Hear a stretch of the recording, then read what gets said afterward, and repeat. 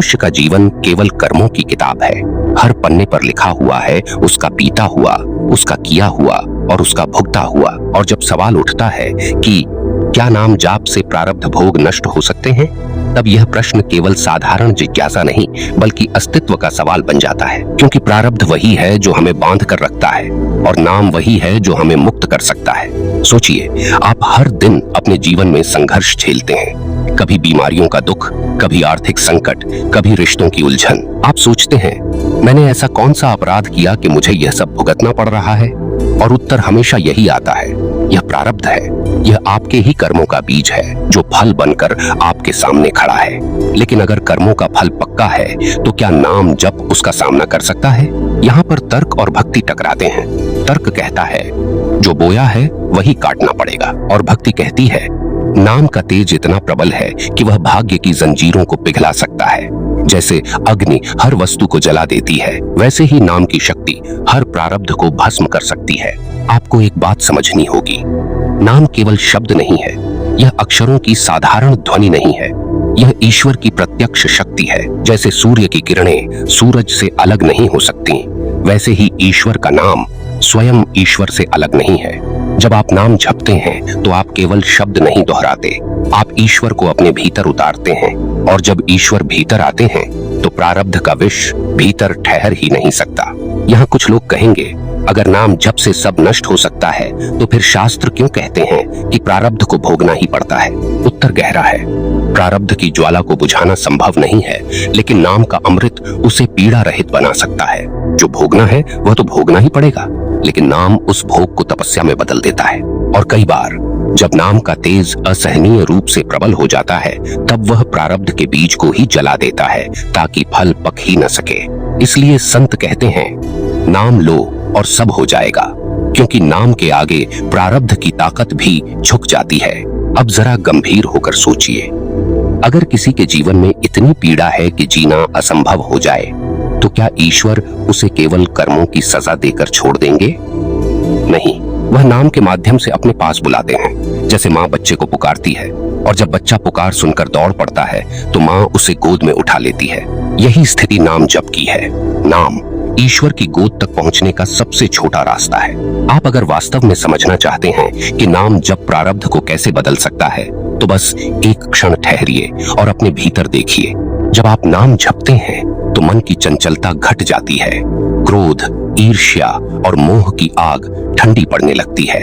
यह अंदरूनी बदलाव ही आपके बाहर के प्रारब्ध को बदल देता है, क्योंकि प्रारब्ध केवल बाहरी घटनाएं नहीं हैं, बल्कि आपके भीतर की प्रतिक्रियाएं भी हैं। अगर आप पीड़ा पर मुस्कुरा देते हैं तो प्रारब्ध का दंश आधा हो जाता है, और यही सामर्थ्य नाम जप देता है।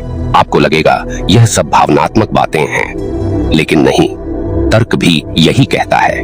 विज्ञान भी मानता है कि ध्वनि की तरंगें हमारे मस्तिष्क और शरीर पर प्रभाव डालती हैं। जब आप ईश्वर का नाम दोहराते हैं तो आपके भीतर की ऊर्जा कंपन बदलती है।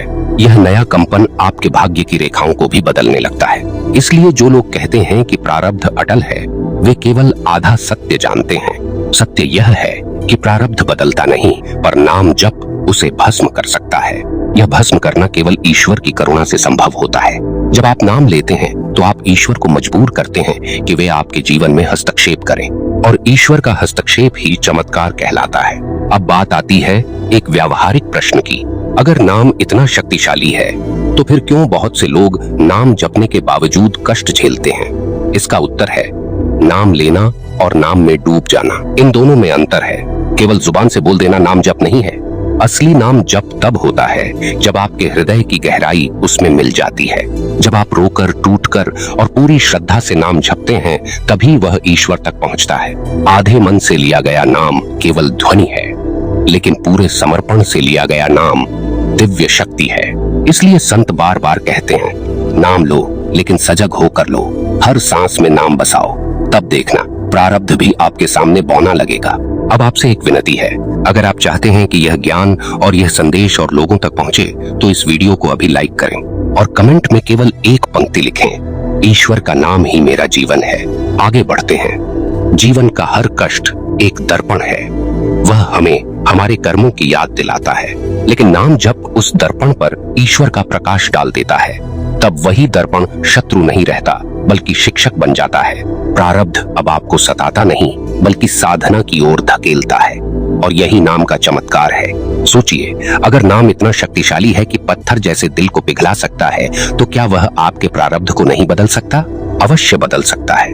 फर्क बस इतना है कि आप नाम पर कितना भरोसा करते हैं। अगर नाम आपके लिए केवल शब्द है तो वह उतना ही असर करेगा, लेकिन अगर नाम आपके लिए ईश्वर का स्वरूप है तो वह असंभव को संभव कर देगा।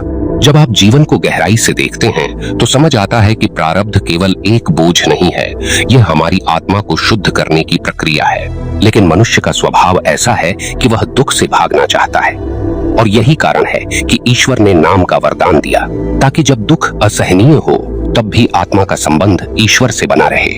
अब सवाल उठता है, अगर प्रारब्ध को भोगना ही पड़ता है तो नाम जप का क्या लाभ? यह वही प्रश्न है जैसे कोई कहे, अगर मृत्यु निश्चित है तो जीवन का क्या मूल्य? मृत्यु निश्चित है लेकिन जीवन का हर पल मूल्यवान है। वैसे ही प्रारब्ध का फल निश्चित है, लेकिन नाम जप उसके फल को बदल सकता है। कैसे? एक उदाहरण से समझिए। मान लीजिए किसी के जीवन में बड़ी बीमारी लिखी है, प्रारब्ध उसे बीमार करेगा ही, लेकिन अगर वह नाम जप में रमा है तो वही बीमारी उसके लिए ज्ञान का द्वार बन सकती है। उसकी पीड़ा उसे ईश्वर से जोड़ सकती है। और कभी कभी नाम का बल इतना होता है कि बीमारी का असर ही आधा रह जाता है। शास्त्रों में स्पष्ट कहा गया है, नाम जप से भाग्य का प्रकोप भी शांत हो जाता है। कुछ लोग यह भी कहते हैं कि अगर नाम इतना असर करता है तो क्यों साधु संत भी कष्ट झेलते हैं?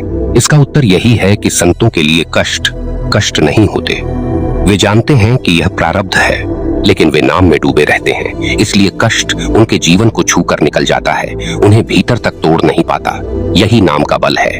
आप सोचिए, क्या आप केवल प्रारब्ध का खिलौना बने रहना चाहते हैं? क्या आप यह स्वीकार करेंगे कि आपके जीवन की डोर केवल पुराने कर्मों के हाथ में है, या फिर आप ईश्वर के नाम को पकड़कर उस डोर को बदलना चाहेंगे? चुनाव आपका है। नाम जप केवल एक धार्मिक प्रक्रिया नहीं है, यह आपके आत्मिक अस्तित्व की रक्षा है। यह आपको उस अदृश्य शक्ति से जोड़ता है जो सब बदल सकती है। और हाँ, अगर कोई कहे कि प्रारब्ध को कोई नहीं बदल सकता, तो यह अधूरा सच है, क्योंकि प्रारब्ध भी ईश्वर की ही योजना है। और जब ईश्वर का नाम लिया जाता है तो स्वयं वही ईश्वर अपनी योजना को पलट भी सकते हैं। यहाँ एक गहरी बात समझनी होगी। नाम जप से प्रारब्ध के बीज को जला देना संभव है, लेकिन शर्त यह है कि नाम केवल होंठों पर नहीं, हृदय की गहराई में होना चाहिए। जैसे अग्नि केवल पास खड़े होने से गर्मी देती है, लेकिन भीतर से जलने वाले लकड़ी को राख बना देती है, से ही नाम का बाहरी झप केवल सतही असर करता है, लेकिन भीतर से लिया गया नाम सब कुछ जला डालता है। अब प्रश्न यह भी है, क्या नाम जप से सब कुछ आसान हो जाएगा? नहीं, नाम जप आपको यह भ्रम नहीं देगा कि जीवन में कोई दुख नहीं रहेगा, बल्कि नाम जप आपको वह शक्ति देगा कि आप हर दुख का सामना मुस्कुराकर करें। और यही असली चमत्कार है। आप देखेंगे कि जो लोग नाम में डूबे रहते हैं, उनके जीवन में अजीब शांति होती है। चाहे बाहर का प्रारब्ध कितना भी कठिन क्यों न हो, भीतर का संतुलन नहीं टूटता। यह संतुलन ही उन्हें महान बनाता है। तर्क यह कहता है कि अगर प्रारब्ध फल है तो उसे बदलना असंभव है, लेकिन भक्ति यह कहती है कि फल चाहे जो हो, अगर नाम का अमृत उस पर डल जाए तो उसका स्वाद बदल जाता है। जहरीला फल भी मीठा लगने लगता है।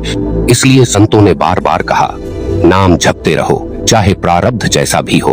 अब जरा कल्पना कीजिए, अगर आप हर दिन नाम जपते हैं तो आपका मन धीरे धीरे निर्मल होता जाएगा। निर्मल मन से किए गए कर्म नए शुभ संस्कार बनाते हैं, और जब नए शुभ संस्कार जन्म लेते हैं तो आने वाला भाग्य भी बदलने लगता है। तो हाँ, नाम जप केवल वर्तमान प्रारब्ध को ही नहीं, भविष्य के प्रारब्ध को भी बदल देता है। कभी सोचा है क्यों बड़े बड़े ऋषि मुनि बार बार यही उपदेश देते थे कि नाम जपते रहो? क्योंकि वे जानते थे कि प्रारब्ध से लड़ाई कोई नहीं जीत सकता, लेकिन नाम से उसका सामना किया जा सकता है। और कभी कभी जब नाम जप में पूर्ण समर्पण होता है, तब प्रारब्ध की जंजीरें अपने आप टूट जाती हैं। एक गहरी बात और, प्रारब्ध केवल बाहरी घटनाएं नहीं हैं, प्रारब्ध आपके मन की प्रवृत्तियां भी हैं। अगर किसी का स्वभाव क्रोधी है, यह भी प्रारब्ध है। अगर कोई आलसी है, यह भी प्रारब्ध है। अब सोचिए, क्या नाम जप इन प्रवृत्तियों को नहीं बदल सकता? अवश्य बदल सकता है। नाम के कंपन से मन की गहराई बदल जाती है, और जब मन बदलता है तो प्रारब्ध का सबसे बड़ा बंधन टूट जाता है। यही कारण है कि नाम को भव बंधन मोचक कहा गया है। यह केवल मृत्यु के बंधन से मुक्त नहीं करता, बल्कि जीवन के हर दुख से आपको ऊपर उठा देता है। अब आपके सामने प्रश्न है, क्या आप नाम जप को केवल एक परंपरा मानेंगे या इसे अपनी आत्मा की मुक्ति का साधन बनाएंगे?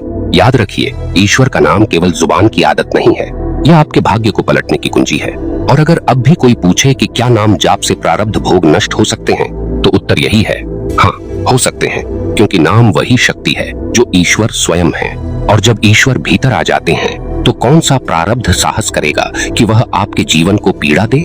नाम की शक्ति को समझने के लिए बहुत गहरे उतरना पड़ेगा। यह केवल ध्वनि नहीं है, यह केवल अक्षरों का मेल नहीं है, यह ईश्वर का सीधा सपाट स्वरूप है। जैसे अग्नि से अग्नि अलग नहीं हो सकती, वैसे ही नाम से ईश्वर अलग नहीं हो सकते। जब आप नाम जपते हैं तो दरअसल आप ईश्वर को ही पकड़ते हैं, और जब ईश्वर पकड़ में आ जाते हैं तो प्रारब्ध की जंजीरें अपने आप टूट जाती हैं। लोग अक्सर कहते हैं, कर्म फल से बचा नहीं जा सकता। हाँ, यह सही है, लेकिन यहाँ एक और गहरी बात है। कर्म फल से बचा नहीं जा सकता, लेकिन कर्म फल को ईश्वर बदल सकते हैं। और ईश्वर को बुलाने का सबसे आसान, सबसे सच्चा तरीका है नाम जप। जब ईश्वर को पुकारा जाता है तो वे केवल न्याय के कठोर नियमों से नहीं चलते, वे करुणा के दरवाजे खोल देते हैं, और उनकी करुणा ही प्रारब्ध को भस्म कर देती है। आप अपने जीवन पर ध्यान दें। कितनी बार ऐसा हुआ कि बड़ी विपत्ति आने वाली थी, लेकिन अचानक वह टल गई। कितनी बार ऐसा हुआ कि हालात असंभव थे, फिर भी किसी अदृश्य शक्ति ने राह बना दी। यह संयोग नहीं है, यह नाम का असर है, यह ईश्वर का हस्तक्षेप है, और यही हस्तक्षेप प्रारब्ध के कठोर नियम को मोड़ देता है। याद रखिए, नाम केवल होंठों से लेने की चीज नहीं है। अगर होंठों से नाम लिया और दिल कहीं और भटका रहा तो उसका असर उतना ही होगा जितना एक सूखी डाली पर पानी डालने से होता है। लेकिन जब नाम हृदय से लिया जाता है, आंसुओं से लिया जाता है, पूर्ण समर्पण से लिया जाता है, तो यह सूखी डाली को भी हरा भरा कर देता है। यह नाम का चमत्कार है। जीवन का सच यही है, दुख बिना कारण नहीं आता। हर दुख एक प्रारब्ध है। लेकिन अगर आपके जीवन में दुख है और आप नाम जपते हैं तो वही दुख आपके लिए वरदान बन जाएगा। यह आपको भीतर से तोड़ेगा नहीं, बल्कि आपको ईश्वर के और करीब ले जाएगा। और यही तो हर साधना का अंतिम लक्ष्य है। कभी मत भूलिए, प्रारब्ध का लिखा हुआ मिटाना इंसान के हाथ में नहीं है, लेकिन प्रारब्ध को बदलना ईश्वर के हाथ में है। और ईश्वर को बुलाने का सबसे सरल उपाय है उनका नाम। जब आप नाम में डूब जाते हैं तो आप केवल भोगने वाले प्राणी नहीं रहते, आप साधक बन जाते हैं, और साधक के लिए प्रारब्ध भी वरदान बन जाता है। अब यह प्रश्न आपके सामने खड़ा है, आप कौन सा रास्ता चुनेंगे? क्या आप प्रारब्ध की कठपुतली बनकर दुख सहते रहेंगे, या नाम की शक्ति से प्रारब्ध को भस्म करके ईश्वर की गोद में शरण लेंगे? निर्णय आपका है। याद रखिए, नाम ही वह शरण है जिसमें हर उत्तर है। नाम ही वह दीपक है जो अंधकार के हर कोने को रोशन कर देता है, और नाम ही वह शक्ति है जो आपके भाग्य की रेखाओं को फिर से लिख सकती है। इसलिए संतों की बात बार बार सुनिए और मानिए। नाम जपते रहो, सब मिट जाएगा। दुख मिटेगा, डर मिटेगा, प्रारब्ध की जंजीरें मिटेंगी, और अंततः आप उसी अवस्था में पहुंचेंगे जहां केवल शांति, केवल ईश्वर का आनंद रहेगा। और यही जीवन का सबसे बड़ा सत्य है। अब अंत में आपसे एक छोटी सी विनती है, अगर यह संदेश आपके हृदय को छू गया है तो इस वीडियो को अभी लाइक कीजिए। कमेंट में केवल इतना लिख दीजिए, ईश्वर का नाम ही मेरी मुक्ति है। और चैनल भक्ति के मार्ग से जुड़े रहिए, क्योंकि यहाँ आपको मिलेगा वही सत्य जो आपकी आत्मा को छू लेगा। धन्यवाद दोस्तों।